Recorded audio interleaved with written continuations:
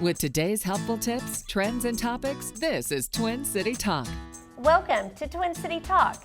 Joining us today is Catherine Knotts with Carlson Law Firm, and today we're talking about on-the-job injuries. Catherine, what should someone do if they are injured on the job? That's a good question. The first thing an employee should do if you're injured on the job is report it to your employer.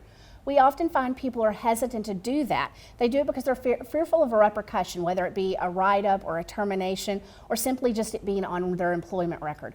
The challenge is if you don't report it to your employer timely and later determine you need medical treatment, your employer may have grounds to deny responsibility or grounds to argue that the injury didn't happen at work. Okay, what does it mean when an employer has workers' comp?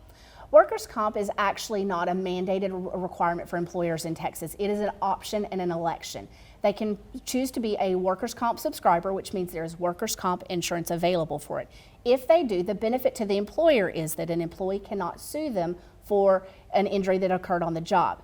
If an employer chooses to be what's called a non-subscriber, meaning they don't purchase it, whether they purchase a policy on their own or they're a self-insured entity, in that scenario, the employee can sue their employer for negligence that the employer had.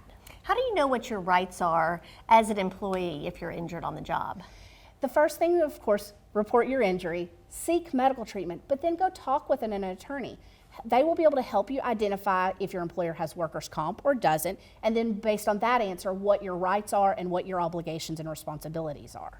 But make it instantaneously, because otherwise things could happen later down the road. Yes, the longer you wait, the harder it is for us to help you. Okay. We want to help you. Thank you. If you'd like to learn more about on-the-job injuries, just log on to kbtx.com/TwinCityTalk.